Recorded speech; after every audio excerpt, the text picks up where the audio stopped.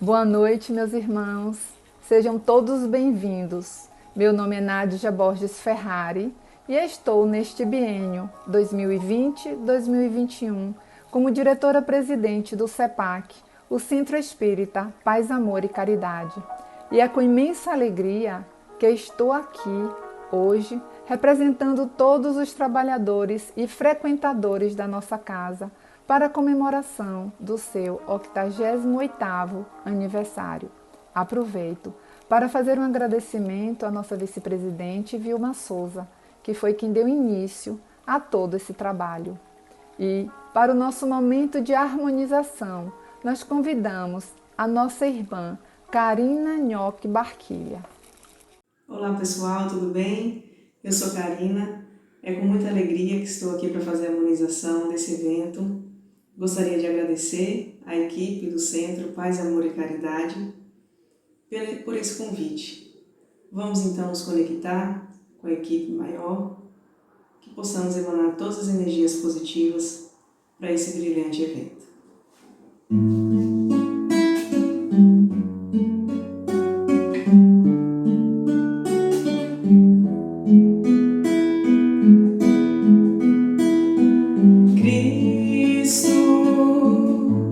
Quero ser instrumento de tua paz e do teu infinito amor, onde houver ódio e rancor, que eu leve a concórdia, que eu leve o amor, onde a ofensa que dói, que eu leve o perdão, onde houver a discórdia, que eu leve a união e tua paz, onde encontrar um irmão a chorar de tristeza, sem ter voz e nem vez. Quero bem no seu coração semear alegria pra florir gratidão, onde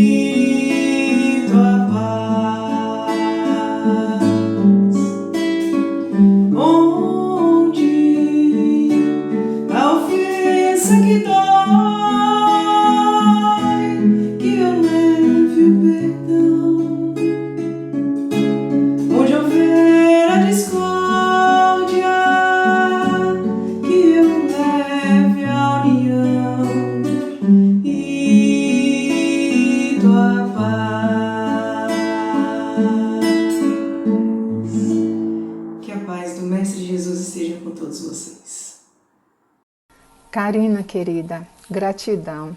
Você sempre tocando o nosso coração com esse carinho em forma de canção. Deus te abençoe. E agora nós convidamos o nosso irmão Gildro Lisboa, este homem que dedicou quase a metade da sua vida na direção do CEPAC, sempre fiel aos princípios da nossa doutrina. Nós o convidamos para fazer um breve relato sobre a nossa casa e a oração inicial. Irmãos espíritas, boa noite.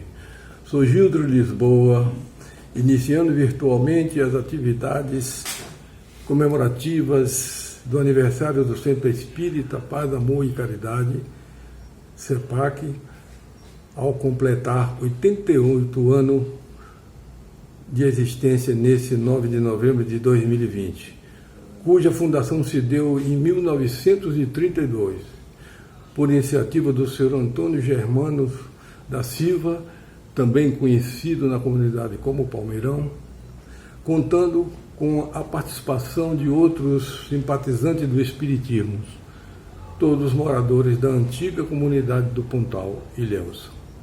O CEPAC, localizado na Avenida Allan Kardec, número 28, desde a sua fundação, desenvolveu suas atividades presenciais até abril deste ano, interrompidas devido à pandemia do Covid-19. Não obstante, vem realizando reuniões virtuais nos dias de segunda, quarta e quinta-feira.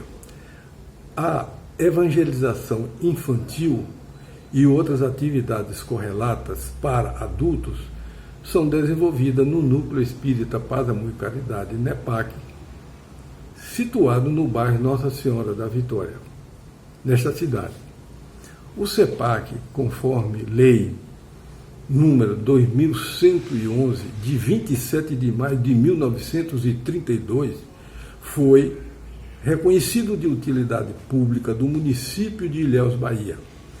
E, a partir de 1985, o CEPAC consolidou definitivamente sua adesão ao Instituto de Cultura Espírita de Itabuna, ICEI, e ao Conselho Regional Espírita CRE 11, Itabuna, bem como a Federação Espírita do Estado da Bahia, FEEB. Aos dirigentes do passado e do presente dessas entidades espíritas, o CEPAC manifesta reconhecimentos e gratidão. O CEPAC ainda vem agradecer, reconhecendo o nosso co-irmão, amante da fé, na pessoa de sua presidente, a querida irmã professora Célia Miranda, que fará a palestra de encerramento das atividades da noite, com o tema "O Senhor é meu pastor, nada me faltará". Encerramos esta introdução com os agradecimentos dos trabalhadores do CEPAC e de seus dirigentes, das pessoas de Nádia Ferrari, presidente, e Vilma Souza, vice-presidente, pela participação virtual desta comemoração. Em prece, agradecemos ao Mestre Jesus por tudo que nos tem concedido, rogando ao Divino Amigo que leve suas luzes e seu amor à presença de todos aqueles que nos acompanham online. Assim seja. Muito obrigado a todos. Boa noite. Grata por suas palavras, meu irmão.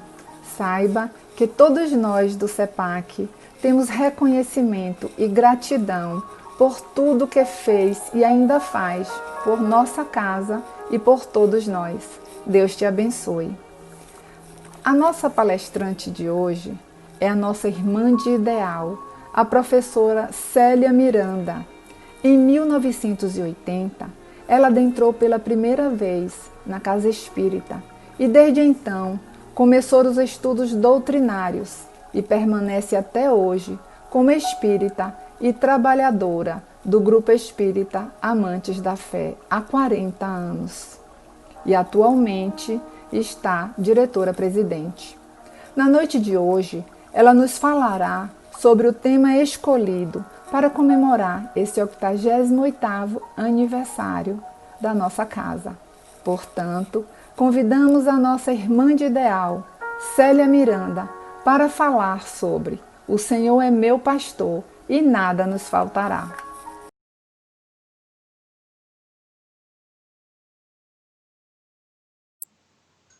Boa noite, irmãos, boa noite, irmãs de Ideal. É com muita alegria que nesta noite nós vamos estar juntos comemorando 88 anos de aniversário do Centro Espírita Paz, Amor e Caridade. Para essa noite, nos foi solicitado falar sobre o tema "O Senhor é meu pastor e nada me faltará". Sabemos que esse tema trata-se do Salmo de número 23, que é um salmo bíblico, belíssimo, para quem o conhece, para quem já leu atentamente cada verso, porque é um salmo que nos convida a profundas reflexões sobre o que seja de fato confiar em Deus, confiar nesse Criador, confiar nesse grande pastor das nossas vidas. Porque para o povo judeu, Deus é um grande pastor. E esse Salmo 23, segundo os pesquisadores, estudiosos, teólogos, e aí eu trago o professor Severino Celestino, um grande pesquisador e teólogo. O professor Celestino nos diz que o Salmo 23 é uma oração proferida nas sinagogas judaicas, porque Davi era judeu, um salmo cantado, inclusive para receber com alegria a chegada do sábado, esse dia da semana, comum para todos nós e muito importante para o povo judeu. De uma forma geral, eles recebiam com alegria e escolhiam o Salmo 23 para festejar a chegada desse dia da semana.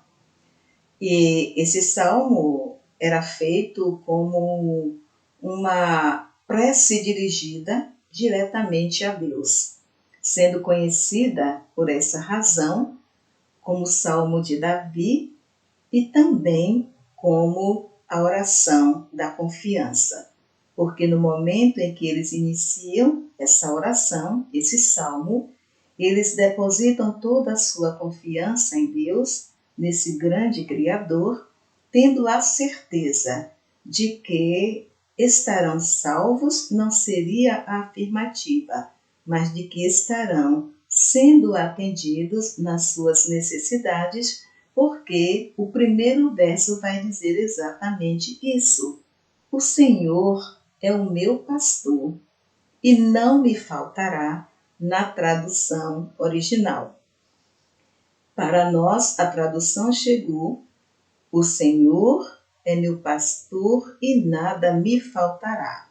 Mas segundo o professor Celestino, que pesquisou em documentos, ele traz para nós que a forma correta, a tradução correta é: lá para o povo judeu, o Senhor é meu pastor e não me faltará. Mas qual seria, então, a importância desse salmo, além de sabermos que ele é um salmo poético? E é verdadeiramente poético, ele tem um misto de agradecimento, de pedido, de súplica também. Veremos isso no decorrer do trabalho. A composição desse salmo ocorreu segundo os historiadores, e me refiro aos historiadores teólogos, dizem eles que Davi estava vivendo um momento difícil na sua vida. O jovem pastor de ovelhas estava fugindo do rei Saul e fugindo do exército do rei Saul. Ele não desejava morrer na carne, ele desejava permanecer vivo, ele desejava ser alguém na sua comunidade. E, para manter-se vivo, o jovem Saul sai em fuga e adentra o deserto da Judéia. Enfrentou então a extensão de toda aquela área muito árida, era um deserto, totalmente deserto. Davi olha em torno de si e dá conta de que ele estava realmente sozinho. Mas também Davi pensou com ele mesmo que era preciso vencer as intempéries e prosseguir, porque o propósito dele não era de desistir. O propósito de Davi era resistir, voltar quando possível à sua comunidade e por ela fazer aquilo que lhe fosse possível fazer. E nós sabemos que ele retorna e vem a se tornar o rei Davi. Muito bem, mas de onde Davi tiraria forças para sobreviver naquela região tão árida? Naquela região em que nada parecia existir.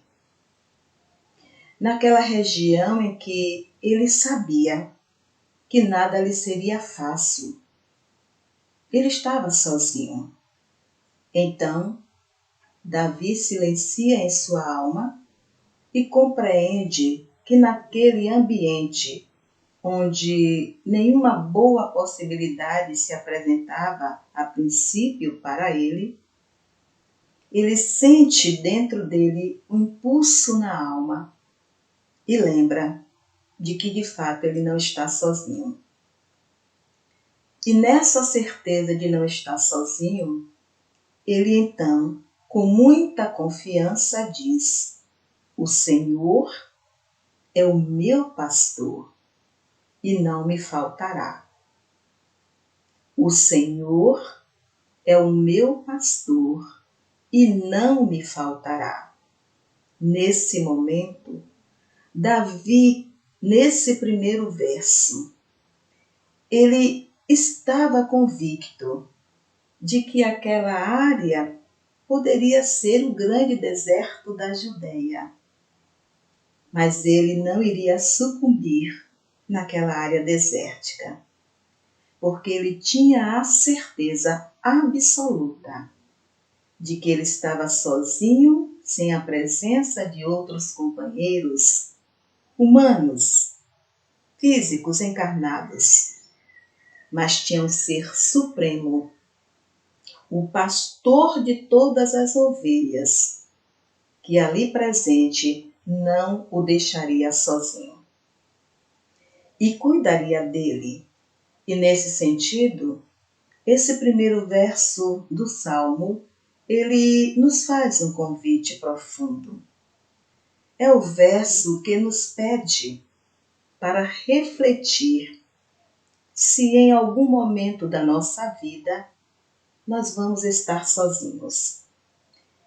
É o verso que pede para nós todos refletirmos se diante das intempéries, se diante das vicissitudes vividas, inerentes a essa vida que nós temos aqui agora, se nós estamos orando como Davi. Se nós temos a certeza de que o que acontecer conosco, seja o que for, que Deus estará conosco, de que Deus não nos faltará. Mas Davi orava de uma forma muito especial. Davi não se permitia orgulho e muito menos egoísmo.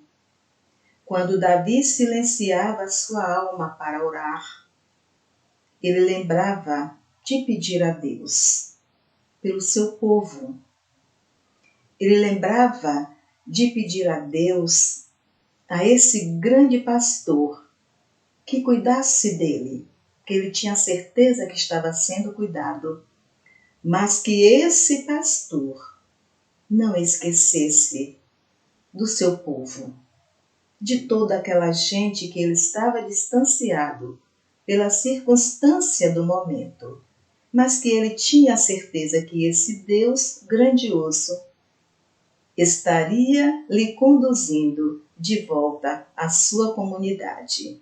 Daí, a sua prece de confiança iniciar exatamente dizendo que Deus é o nosso pastor e que em nenhum momento, em nenhuma circunstância a qual tenhamos que enfrentar, seja o que for, esse Deus Criador, essa inteligência suprema, nos deixará desamparados ou estará distanciado de nós.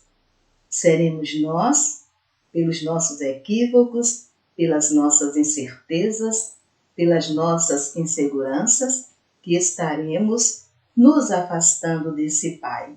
Mas Ele não perde de vista nenhuma das suas ovelhas, ou seja, nenhum de nós, seus filhos, independente da condição em que nos encontremos agora, independente desse estágio que estejamos vivendo agora.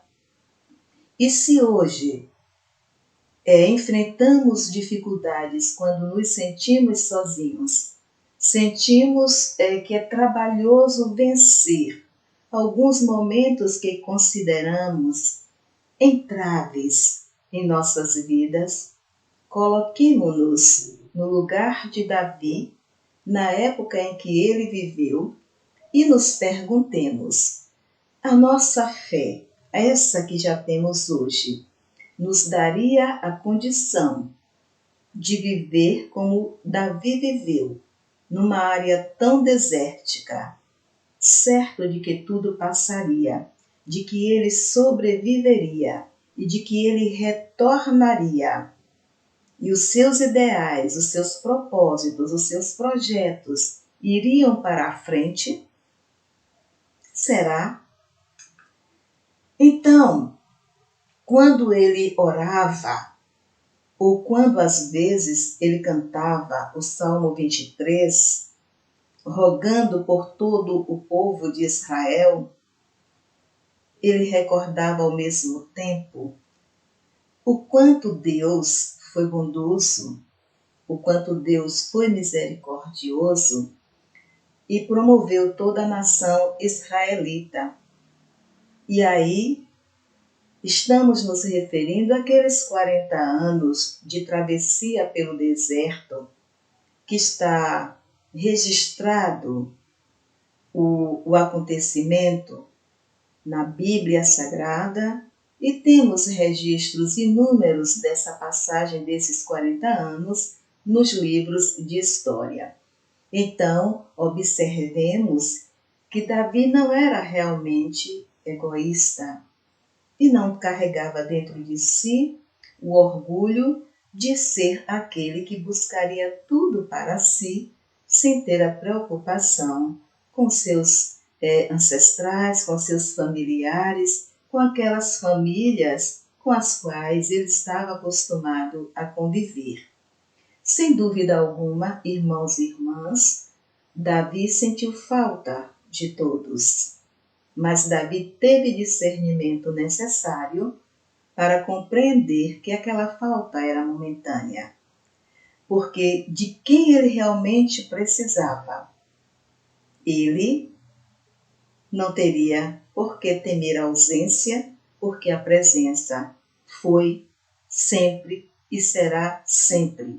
Foi com ele, continuou com ele, é conosco, permanecerá conosco também, que é a presença divina, é a presença desse sagrado, nos conduzindo sempre da melhor maneira possível que nos permitimos, porque esse Pai quer o melhor para todos os filhos. Segundo a tradição judaica, quando Davi compunha a maioria dos salmos, e não foi diferente com o Salmo 21, Davi era inspirado pelo Espírito Santo, porque ele tinha uma harpa, essa harpa ficava sobre a cabeceira da sua cama, e quando dava meia-noite, havia um sopro de vento vindo do lado norte, e então esse sopro de vento era forte, o Davi acordava, e quando ele levantava, ele começava a compor. Ainda, segundo a tradição judaica, era uma harpa muito especial, porque a harpa é um instrumento de corda, e as cordas desse instrumento foram feitas, cada uma foi tirada exatamente do intestino do cordeiro, em que Abraão oferece a Deus como sacrifício, e nesse momento, ao oferecer o cordeiro a Deus, ele substitui de imediato o sacrifício que seria seu filho no Monte Moriá. Então ele resguarda, digamos assim, ele resguarda seu filho, vai ao Monte Moriá, sacrifica o cordeiro. E do intestino do cordeiro, segundo a tradição, vai se trabalhar então as cordas que davam as notas na harpa. E nesse sentido, dessa melodia e nesse sentido das letras que ele criava, ele acaba trazendo não só para o povo judaico, mas para todos nós, porque a maioria de nós tem a origem no catolicismo. Nós estamos hoje espíritas, mas uma boa parte de nós descende de uma família católica apostólica romana. Alguns de nós fomos presentes nas igrejas, cantamos, participamos de grupos, realizamos eventos até nos tornarmos espíritas. Mas, sendo espírita, nada nos impede de lermos os salmos, de estudarmos os salmos, de procurarmos compreender os grandes ensinamentos que são contidos nesses salmos. Mas, especificamente, o da noite de hoje é o Salmo 23. Então, no Salmo 23, temos 6 versos, não é um salmo longo, mas veremos que cada verso nos traz ensinamentos profundos que foram da época em que Davi viveu, mas que estão bem atualizados e que precisam fazer parte do nosso dia a dia, porque assim como todo o povo judeu, nós também temos o nosso anseio de termos estágios melhores, de termos vivências melhores e de promovermos vivências melhores, porque não basta ser melhor.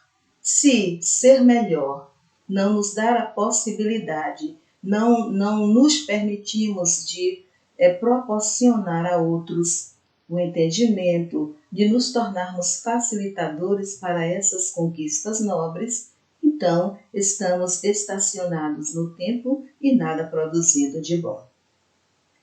Agora, após essa introdução, faremos então a interpretação do Salmo 23, não com a pretensão de que fizemos a única, absoluta e a mais correta interpretação.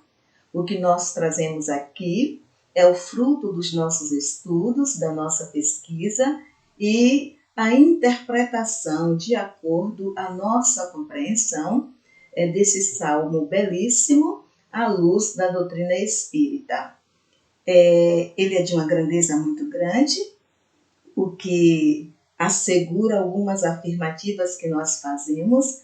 Para ser belo, não precisa ser grande em extensão e tamanho. Um salmo para ser iluminado, para trazer luz à humanidade, ele não precisaria ser notadamente o Salmo das 20 e 30 versos, mas profundo em cada palavra, em cada colocação para auxiliar a todos nós, a humanidade.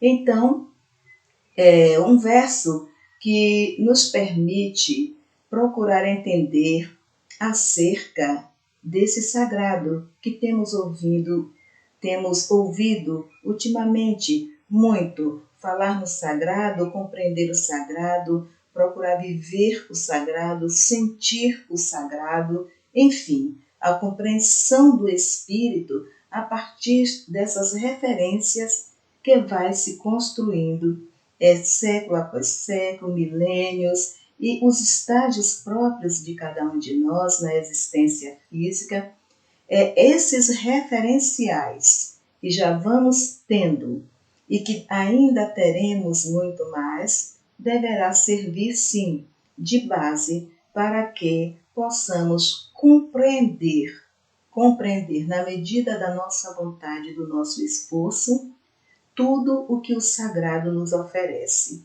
mas sobretudo compreender que Deus é de fato o pastor de todos nós. Vamos voltar agora para o primeiro verso, dentro da nossa compreensão interpretativa. O que falamos na introdução sobre o verso, falamos pautando principalmente em algumas pesquisas realizadas, repito, de teólogos. Agora, nós vamos fazer a interpretação de cada verso à luz da doutrina espírita, dentro daquilo que foi possível para nós alcançar. Então, quando no primeiro verso, na tradução original, o Senhor é meu pastor e não me faltará, esse verso nos afirma que é Deus quem nos assiste nas grandes dificuldades das existências, que Deus nos provê de todas as necessidades. Mas Deus não nos provê das necessidades que são nossas, porque assim consideramos. Deus nos provê das necessidades que são reais em nossas vidas. E nesse sentido, nós encontramos como interpretação desse primeiro verso que essas necessidades não são basicamente as necessidades de espírito encarnado que pensa na casa, que pensa no carro, que pensa no alimento. Não. É principalmente nas necessidades espirituais. Nessas necessidades, precisamos ter certeza, precisamos ter convicção de que o Senhor estará sempre nos provendo, porque somos espíritos imortais. E se somos espíritos imortais, nesse estágio em que nos encontramos, já sabemos que estaremos indo e voltando, estaremos nesse ir e nesse vir, para, habitando o corpo físico, irmos lutando, nos esforçando, buscando fazer a nossa transformação moral para que possamos evoluir e, evoluídos, conquistarmos a morada celeste. Como a maioria dos homens daquela época, e sendo um pastor de ovelhas, naturalmente, o Davi tinha a clareza da necessidade de cuidar do seu povo.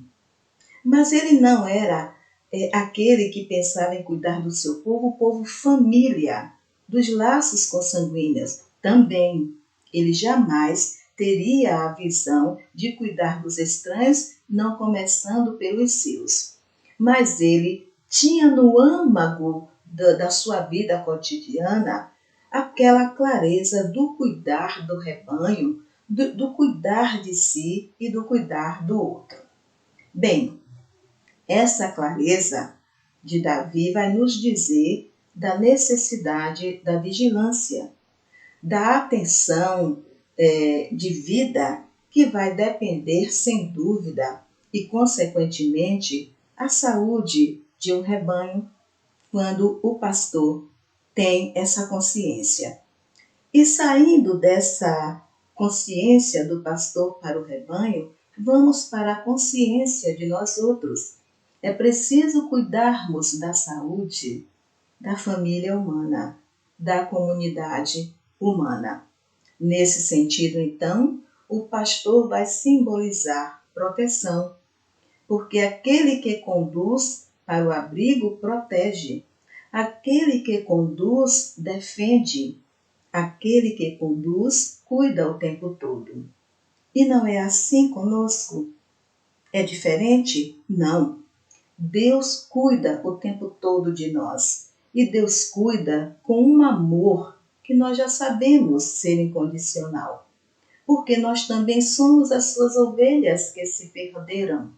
Mas já sabemos que o Mestre Jesus disse, e a palavra dele não passará, de que todas serão resgatadas. Eu creio nisso e sei que vocês que nos ouvem também creem, que todos seremos resgatados pelo amor, com muito amor e com todas as possibilidades oferecidas para que um dia sejamos como Davi, que não temia nada, somente confiava, aguardava e lutava para não sucumbir aos próprios pensamentos que poderiam desnorteá-lo e tirá-lo do caminho da retidão. No segundo verso, deitar-me fará em verdes pastos. É poético. Deitar-me fará em verdes pastos. Nesse verso, Davi confirma para nós, leitores, a sua certeza de ser Deus o seu grande protetor. E ele tinha tanta certeza que nada do que lhe acontecesse naquele momento lhe faria desistir ou diminuiria a sua humildade diante de Deus. Ele tinha certeza de que esse Deus protegia todo o povo de Israel e que no tempo certo, no dia certo, na hora certa, ele estaria voltando, porque Deus é aquele que reúne os filhos que estão perdidos. E é esse Pai que nos conduz à própria reflexão. É preciso que despertemos para a compreensão da necessidade de uma vida ordeira, de uma vida pacífica, de uma vida equilibrada.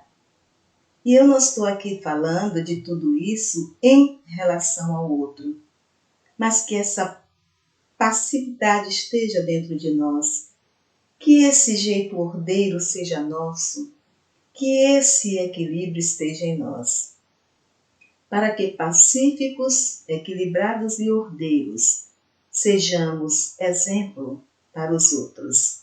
Então, Davi lutava para permanecer assim, confiante para retornar ao seu povo e, pelo exemplo e o trabalho, fazê-los progredir.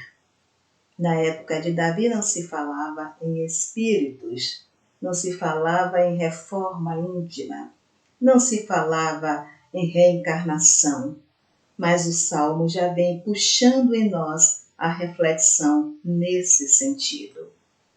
Me conduzirá a águas tranquilas. Pode ser muitíssimo bem entendido por todos nós. Esse finalzinho do segundo verso, me conduzirá a águas tranquilas, pode ser entendido sem medo de errar, que naquele momento Davi estava dizendo que em Deus ou que Deus lhe permitiria restauração ao próprio ser. Quando ele retornasse a ele por meio da evolução, quando Davi retornasse a Deus por meio da sua evolução, ou retornando ao corpo físico pelo processo da reencarnação para evoluir. Então, me conduzirá a águas tranquilas. Davi estava falando nessa passagem, sem dúvida alguma, do processo reencarnatório. Porque essa água tranquila que ele se refere, esse salmista maravilhoso, ele está se referindo às águas uterinas. A água em que, por esse líquido amniótico, o feto estará protegido e tranquilo durante todo o período de formação desse corpo, essa formação que vai receber um novo habitante. Então, nesse período de gestação, por esse ambiente que o espírito retorna para cumprir os desígnios de Deus, esse momento, o salmista registra exatamente nesse segundo verso, sem necessariamente falar sobre reencarnação. Nesse momento também poderemos estabelecer o link daquele que eu digo que é um dos mais lindos diálogos que encontramos no Evangelho, que é o diálogo entre Nicodemos e Jesus. Quando Nicodemos questiona como pode ele entrar no ventre da sua mãe, ele é um homem feito, pronto para a época, um doutor da lei. Jesus diz para ele que ele vai renascer, não necessariamente entrando no ventre da mãe, porque lá atrás Isaías já tinha dito: somente aquele que nasce do Espírito e da água permanecerá e chegará ao reino do Pai. Ou seja, nascer do Espírito, Deus, nascer da água, o líquido amniótico, que acomoda o corpo que se forma, que protege, que cuida, que assegura, pela vontade de Deus e permissão dele, que o Espírito possa ter uma habitação e retorne. Não é bonito esse verso? Porque ele não falou em momento algum na palavra reencarnação, mas ele traz para nós que ele sabia desse ir e vir até estar pronto para morar na celeste moradia desejada por todos nós. Lembrando que quando Jesus afirmou que quem não nascer pela água e pelo Espírito não entrará no reino dos céus, e Isaías já tinha falado também sobre isso, porque Isaías fala muito bem sobre a reencarnação, nós vamos encontrar essa afirmativa lá em João, no capítulo 3, no versículo 3, que é um convite também para nós refletirmos o quanto Deus é bom. E que se Davi, na época em que ele viveu, que não tinha todos os esclarecimentos como nós temos hoje, ele conseguiu superar todas as suas dificuldades e venceu, nós também poderemos superar as dificuldades que são criadas por nós mesmos, vencermos-nos nos desequilíbrios e equívocos, ampliarmos em nós a verdadeira fé, que era a confiança e que é do povo judeu em Deus. Então vamos para o terceiro verso. O terceiro verso nos diz assim: guia-me nas veredas da justiça, por amor do seu nome.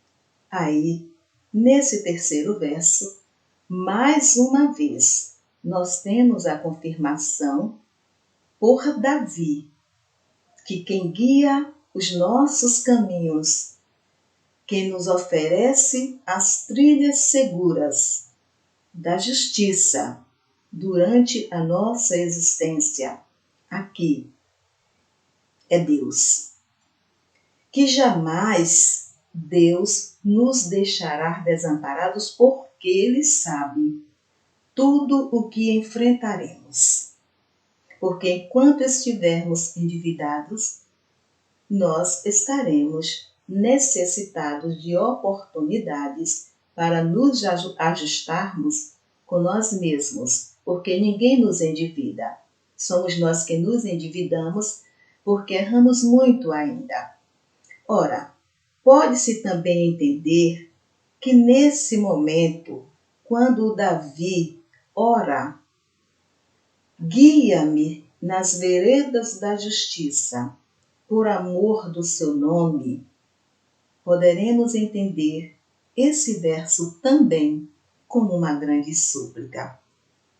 Uma súplica de Davi a Deus, pedindo a ele que não o deixasse agir em nenhuma circunstância, em nenhum momento com injustiça, e que, se os seus olhos vissem injustiça, que Deus lhe ajudasse, que esse grande pastor lhe auxiliasse a enxergar no lugar da injustiça a justiça divina, se fazendo naquele momento para ele ou para todos.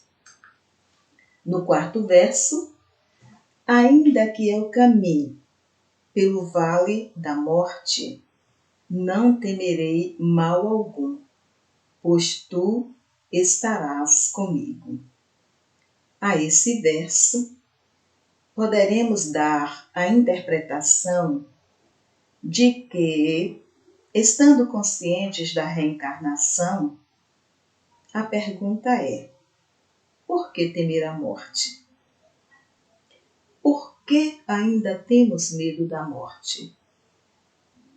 A época que Davi viveu, ele não tinha o que nós temos hoje, os inúmeros livros, as inúmeras mensagens dos mais diversos espíritos, provando para nós a imortalidade do espírito. Mas somos nós, os espíritas, muitos de nós, a temer a chegada da morte. Mas nessa afirmativa do Davi, ainda que eu caminhe pelo vale da morte, não temerei mal algum, pois tu estarás comigo, Davi está dizendo para nós que se nós acreditamos verdadeiramente em Deus, como grande pastor da nossa vida, não há por que temer a morte, porque a morte ela não tem capacidade para aniquilar o espírito. Nos diz também na sua convicção que Deus não nos deixará sozinho até mesmo nessa hora em que precisamos fazer o nosso passamento de volta como espíritos para conquistar, quando permitido por Deus, um retorno, uma reencarnação, para continuar trabalhando, conquistando evolução e mais, e mais, e mais, para que ao final possamos orar agradecendo a Deus pelas vitórias que conquistamos, que nos permitiram sair de um estágio inferior para um estágio mais elevado. Ainda no mesmo verso, nós temos: teu bastão e teu cajado me protegem. Aí é o símbolo do filho que reconhece seus erros. teu bastão e teu cajado me protegem, também poderemos interpretar como o filho que aceita que erra, aceita que vai tropeçar, que poderá cair, mas que precisa ser humilde, porque entende como provação aquelas intempéries ou aquelas pedras que estão tão grandes no seu caminho, mas que sabe conscientemente de que poderá transpor todas as pedras, todas as montanhas, na confiança, na certeza. E aí nós fomos buscar também um entendimento maior na pesquisa, na questão do bastão e na questão do cajado.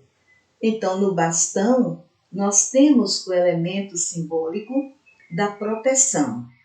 E aí o Severino Celestino, nosso querido professor, ele deixa muito claro isso na sua pesquisa, que o bastão e o cajado vai representar a oportunidade de corrigir os erros e ao mesmo tempo, a proteção, essa que todos nós necessitamos diariamente, essa que todos nós estamos fadados a chegar uma hora, humildarmos-nos diante de Deus, suplicando a Ele que nos proteja, saindo da rudeza dos nossos corações e já compreendendo que nada somos sem esse Pai grandioso.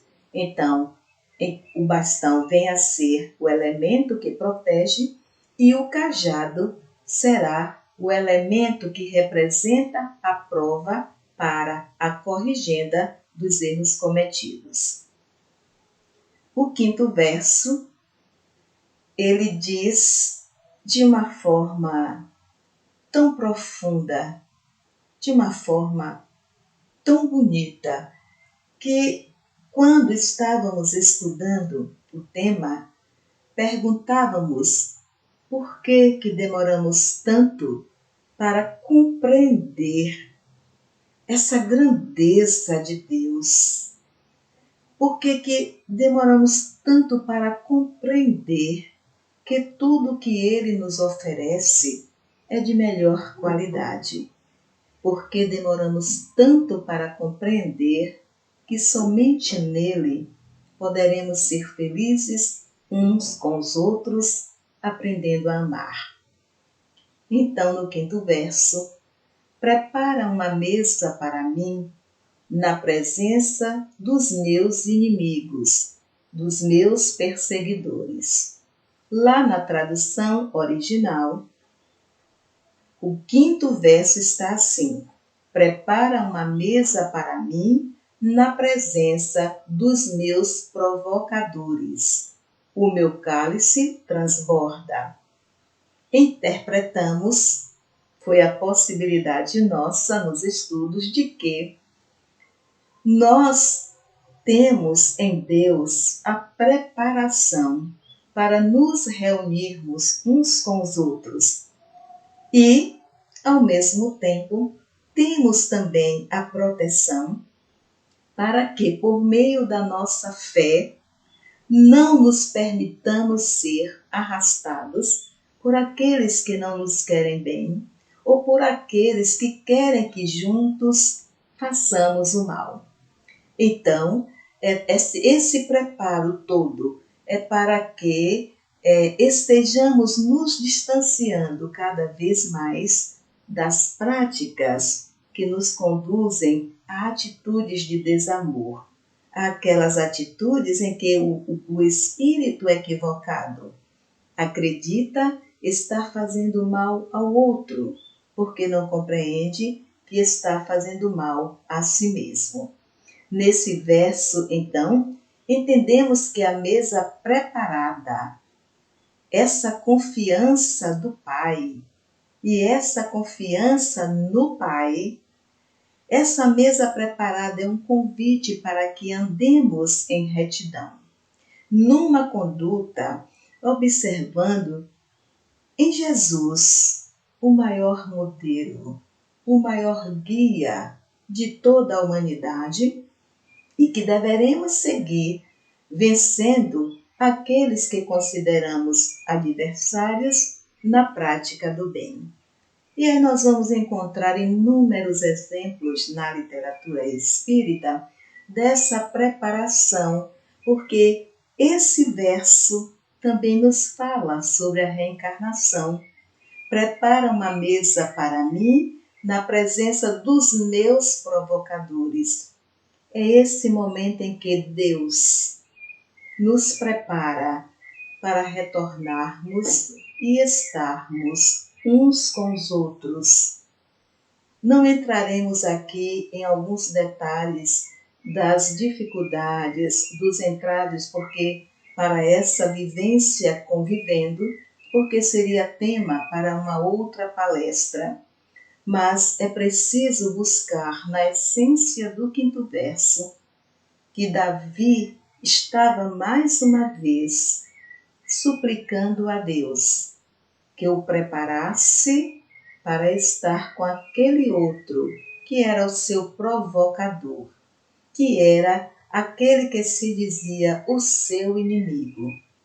E Davi pedia isso de uma forma humilde, porque ele já tinha a compreensão de que nós não temos inimigos.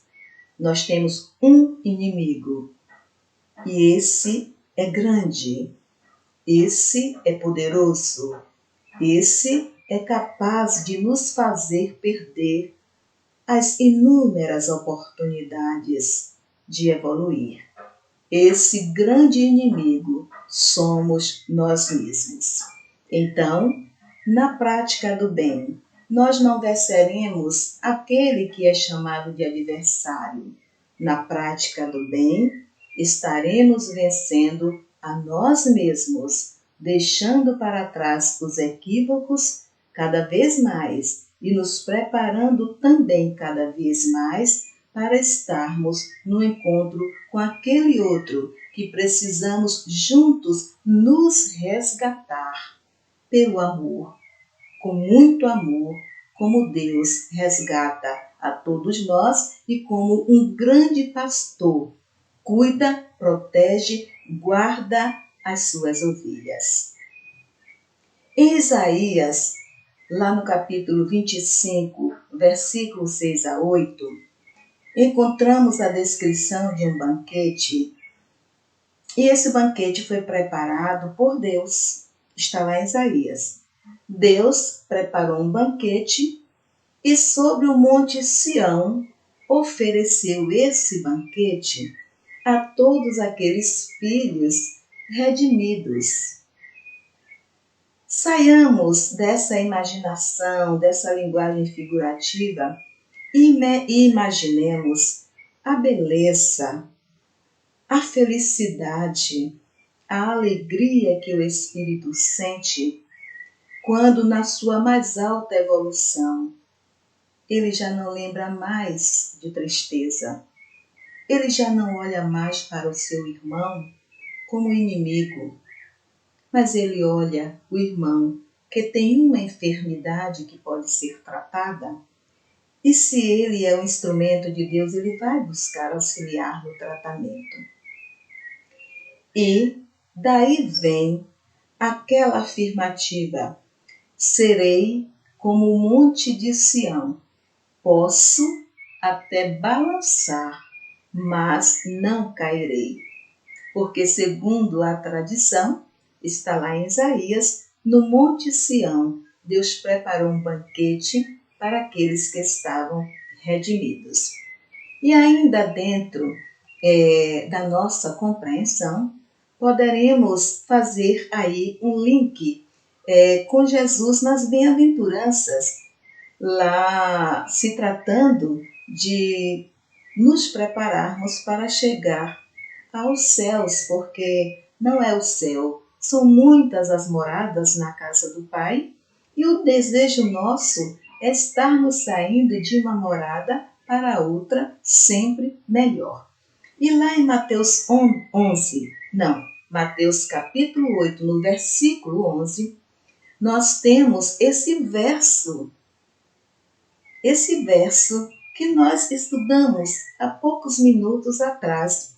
Esse mesmo verso também vai se encontrar em Lucas, no capítulo 15, no versículo de 15 a 24, onde temos ali em Lucas a parábola do filho pródigo. Além da ceia, aquela ceia, a última ceia, em que Jesus, com seus apóstolos, tem aquele cálice compartilhado com os apóstolos. Nesse momento e nesse estudo, poderemos também pensar que nesse símbolo encontramos a promessa de Jesus de que o cálice será compartilhado com todos eles, com todos nós, em um banquete no reino de Deus. E todos nós queremos estar no banquete com Jesus. E todos nós queremos sentir o sabor da bebida, do líquido que Jesus ingeria, todos nós queremos ingerir. Porque Jesus é amor. Se não temos a capacidade ainda de compreender a extensão desse amor de Jesus, isso não faz nenhum de nós menos filhos de Deus e menos irmão de Jesus. Muito menos tira de nós o anseio de querermos progredir para que um dia também estejamos fazendo parte de uma ceia, não aqui na terra, aquela ceia que nós sabemos ter sido os últimos momentos de Jesus conosco, mas o grande banquete celestial, como filhos redimidos, como filhos que se corrigiram e como filhos que se fizeram convidados pelo Pai para o serviço de amor, para o serviço de uma felicidade plena no servir, no praticar, no experienciar, no vivenciar, no fazer o trabalho com amor, com segurança, porque despertou, porque acordou, porque compreendeu que era necessário lutar como Davi lutou e conquistou suas vitórias. Da mesma forma, deveremos ser assim a pensar nós espíritas, lutarmos contra os nossos equívocos, pedir ao Pai que nos livre do mal, mas não o mal externo, o mal que vemos no outro. Pedir ao Pai que nos livre do mal que ainda reside dentro de nós, para que possamos, o mais breve possível, nos apresentarmos com a veste nupcial, que nada mais é do que a pureza do coração, para que possamos, de fato, um dia estar degustando o banquete celestial ao lado do Mestre Jesus. No 6º verso, que é o último do Salmo 23, bondade e benevolência me seguirão por todos os dias das minhas vidas e voltarei de Deus por longos anos. Eu vou voltar para ler exatamente como está na tradução judaica. Parece que eu coloquei um S a mais. Não.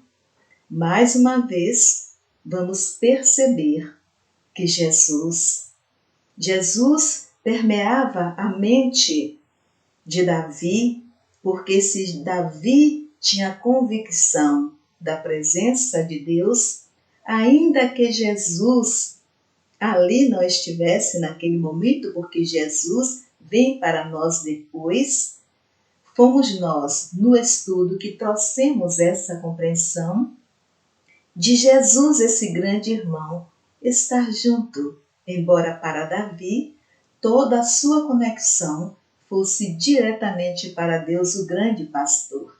Mas sabemos que Jesus já existia e que chegaria para nós Os estudos nos provam isso. Então, bondade e benevolência me seguirão por todos os dias das minhas vidas e voltarei de Deus por longos anos. Nesse último verso, Davi demonstra convicto. Ele demonstra a sua confiança nas existências futuras. Davi mostra com uma beleza grande que esse ir e vir, esse ir e retornar, para ele era algo muito natural. A expressão não era para ele e nem cabia para a época que ele viveu voltar e habitar a carne, mas ele falava o tempo todo nas reencarnações que ele haveria de ter como oportunidades evolutivas. Entendemos então, em nossa compreensão, que esse belíssimo irmão, esse salmista, confirma o tempo todo que sabe que voltará à casa de Deus, que nada mais é do que dizer: estarei encarnando, reencarnando, indo e voltando, mas em nenhum momento desse ir e desse vir eu estarei desligado do meu Pai. Então, Davi deixa um finalzinho de compreensão ainda maior para nós, de que ele realmente era um reencarnacionista, sem falar em reencarnação, quando ele afirma: nas bondade e benevolência me seguirão, que somente pelas boas obras e pela oração sincera nós estabelecemos uma relação direta com Deus. O Salmo 23, portanto, ele, na sua poesia, na sua beleza e na sua profundidade, ele nos traz as possibilidades de tentar, pelo menos tentar, dar aquele mergulho dentro de nós que o Davi deu dentro dele mesmo, para compreendermos melhor os desígnios do Pai. E nós vamos encontrar em alguns livros passagens maravilhosas nesses livros que estão contidas lá nos versos do Salmo 23. No livro Missionários da Luz, no capítulo 13, onde há a narração sobre a reencarnação de Segismundo, na psicografia de Chico Xavier, quando nós estudamos o Salmo 23 e voltamos lá no capítulo 13 do livro Missionários da Luz, nós encontramos o verso: prepara a mesa para mim, na frente dos meus provocadores. No livro Voltei, o nosso irmão Jacó, judeu, depois espírita, o nosso irmão Jacó, ele teve um momento meio difícil no seu passamento, porque ele sentiu medo. E quando nós vamos estudando, nós sabemos que o medo pode entravar o desligamento dos fios que ligam o espírito a essa matéria física.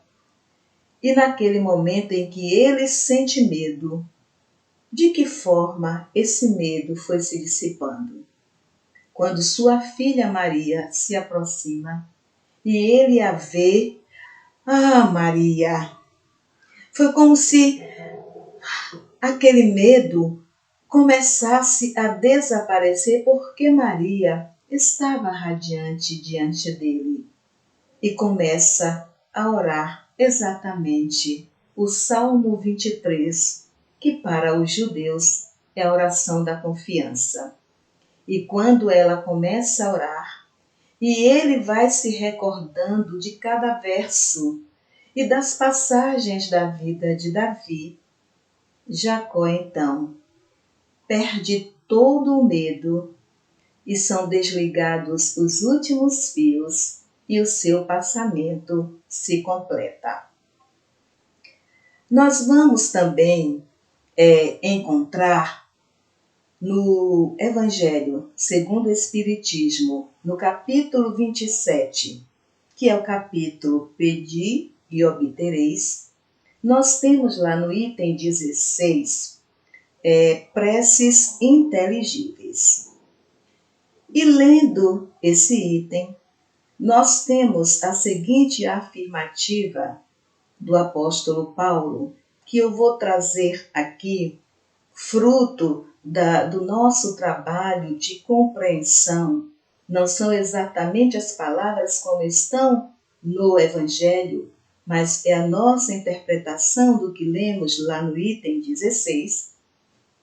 Então, o apóstolo Paulo, na sua primeira carta, ou na sua primeira epístola, que é carta ao povo de Corintos, ele nos diz, ou ele nos ensina, precisamente, ele nos ensina que a nossa oração, que se a nossa prece, ela em súplica, não expressar com humildade, se ela não for capaz de ser entendida por quem nos ouve, e se nós, ouvindo, não somos capazes de entender o que nós ouvimos, não está havendo aí nenhuma conexão entre o que externamos a Deus como humildade, como inteligível. Porque quando nós voltamos e que vai detalhando ali o texto, essa carta de Paulo, nós temos aquele insight. Para dialogar com Deus, nós não precisamos de preces longas, porque o Salmo 23 só tem 6 versos profundos. Nós precisamos mesmo estabelecer com precisão, de forma inteligível, essa nossa conversação, esse nosso diálogo com Deus e da mesma forma uns com os outros. Se somos espíritas e o papel do espírita é estudar, aprender, fazer a difusão do Evangelho, desses ensinamentos de Jesus, precisamos de linguagens rebuscadas? Não. Precisamos ser sinceros nessa relação com o sagrado, para que nessa relação possamos nos dotar da capacidade de dialogarmos uns com os outros de forma inteligível, para sermos aqueles que se colocam na condição de contribuir, de somar com essa espiritualidade amiga e benfeitora que trabalha incessantemente em prol de todos nós que formamos a grande família humana aqui no planeta Terra.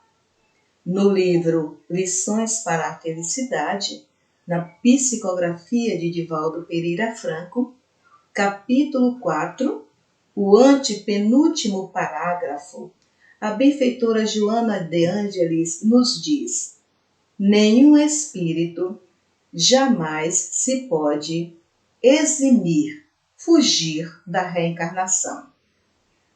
Nenhum espírito, por cujo processo e somente por esse processo da reencarnação, alcançará ele a felicidade. O que é que nós temos no Salmo 23? Davi deixando isso muito claro, porque, como nós, ele aspirava à verdadeira felicidade. Como nós, ele sabia que deveria perseverar no bem, porque contava com a presença permanente de Deus.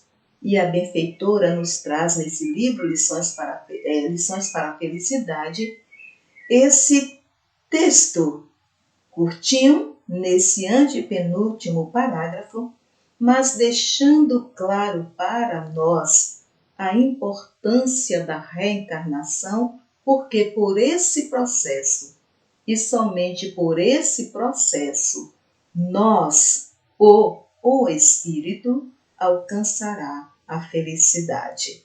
Então vejamos que o Salmo 23, numa visão espírita, ele está todo completo, do primeiro ao último verso, de convites. Convites profundos, convites sérios, precisos para todos nós.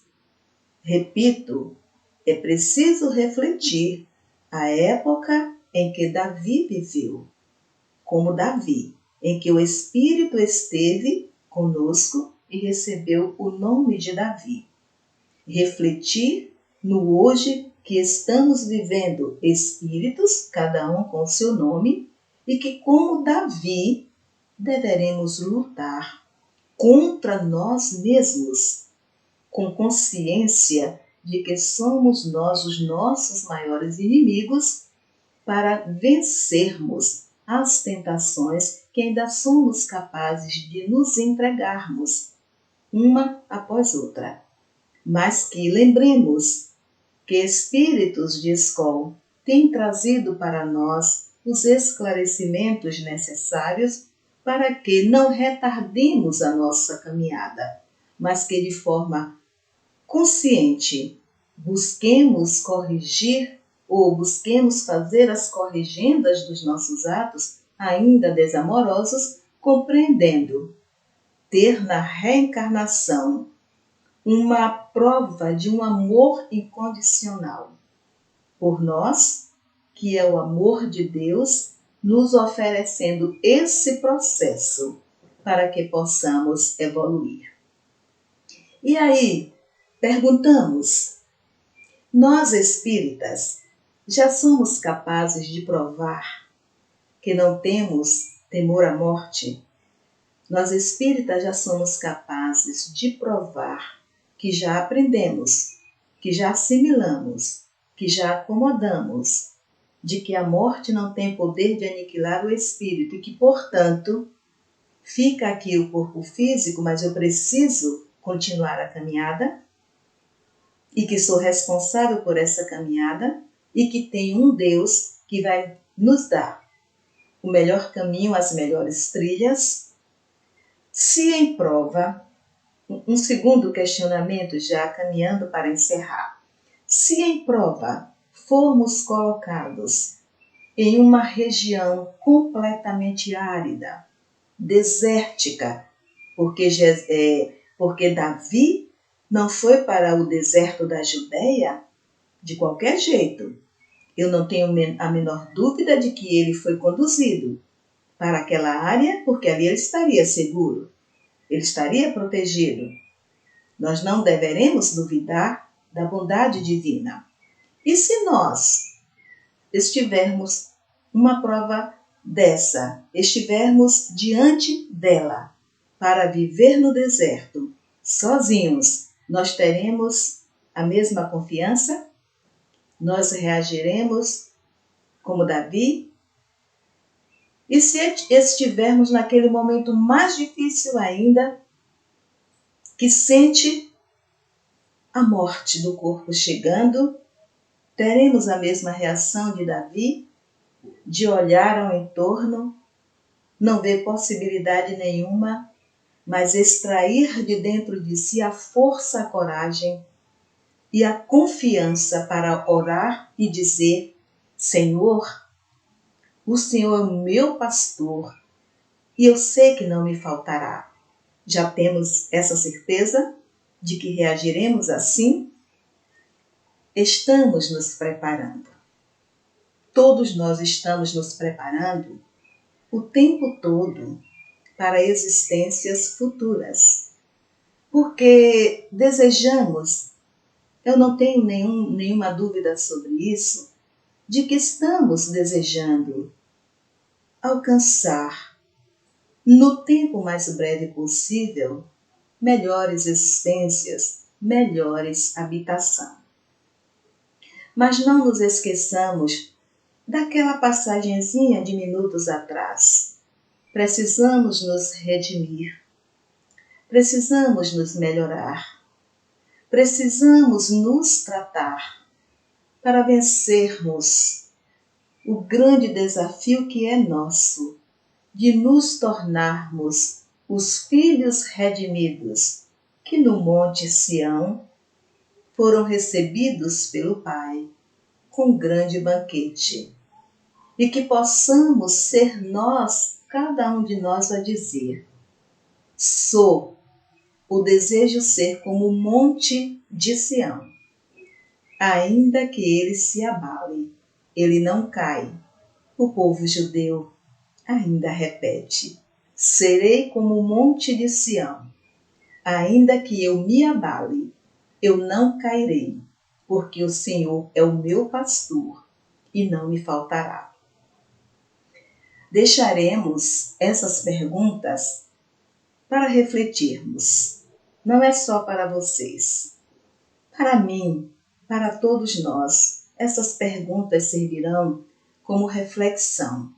Se como espíritas, estamos nos permitindo, ou já estamos fazendo, a desconstrução de nós mesmos, a desconstrução de uma série de equívocos que vem retardando essa tão necessária reforma moral nossa, para que nessa reforma nós permitamos que o homem novo venha nascer e que esse velho fique lá atrás e que nós nos permitamos, sim, olhar para trás, não com saudades daquele homem velho, mas para agradecer a Deus que nos permitiu, que nos deu a coragem, que nos encheu, na verdade, de coragem de luta para nos desconstruirmos e nos reconstruirmos de uma forma melhor,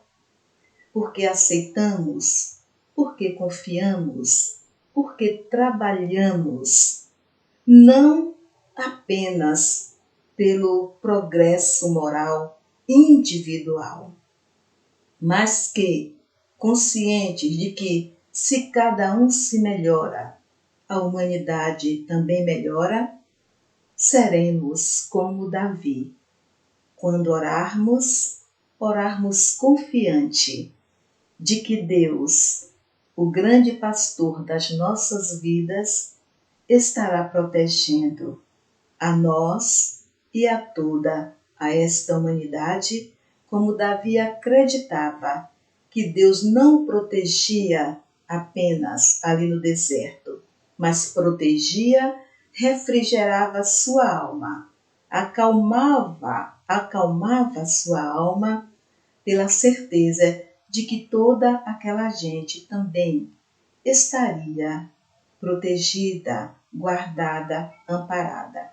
Então que lembremos sempre que necessário desse Salmo 23 e lembremos que a alma sofrida de Davi se refrigerava o tempo todo em oração, em súplicas quando necessário e em muito agradecimento a Deus pela graça da vida, porque ele estava ali, mas ele estava vivo. E ele sabia que ele estava vivo porque um grande pastor velava por ele. E esse grande pastor vela, zela, ampara a todos nós. Não importa se ainda estamos carregados de erros, não importa se ainda estamos com uma venda precisando ser retirada dos olhos, não importa se os nossos ouvidos ainda têm tampões. Ele, o sagrado, o grande Pai, nos amará e estará conosco sempre. Por fim, queremos agradecer às nossas irmãs do Centro Espírita Paz, Amor e Caridade e a todos os trabalhadores dessa casa espírita, representados pelas nossas irmãs Vilma Souza e Nádia Ferrari. Agradecemos pelo convite que nos foi feito para participar desse maravilhoso banquete. Agradecermos também pela confiança que depositaram em nós para explanarmos a nossa compreensão sobre esse lindo salmo, que é o Salmo 23.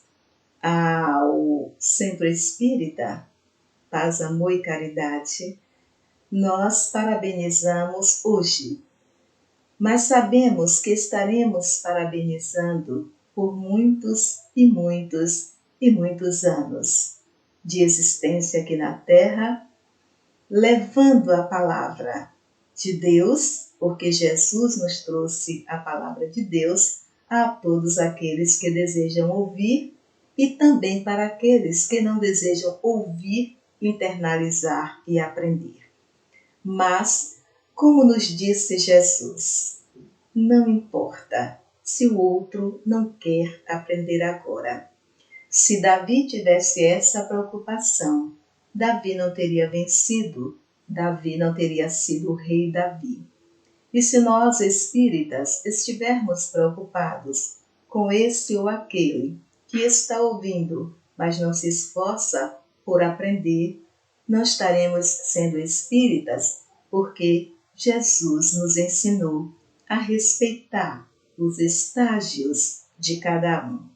Não violentar jamais nenhum dos nossos irmãos na sua crença, nas suas incertezas ou nas suas certezas para defender as nossas certezas.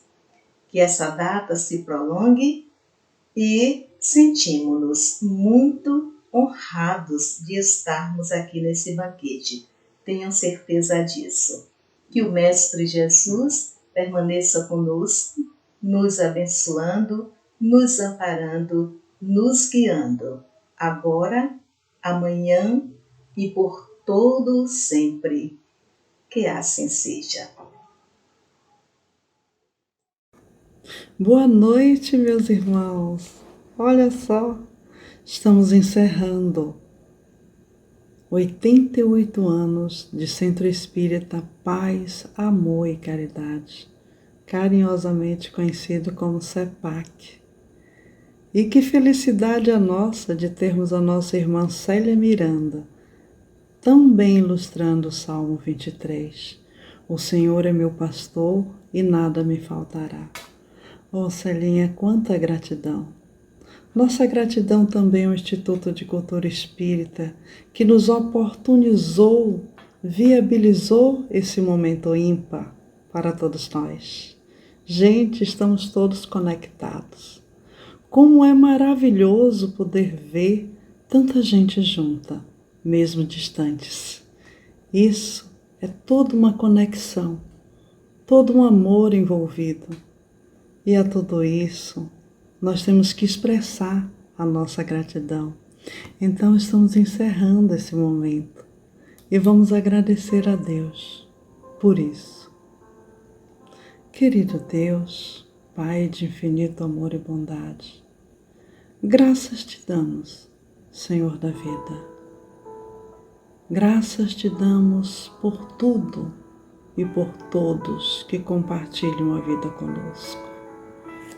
Aqui estamos reunidos em nome e por amor do Mestre Jesus e rendemos graça a Ele, que através da sua doação incondicional, tendo vindo a este planeta, doar o melhor de si mesmo, transformar o mundo e antes e depois.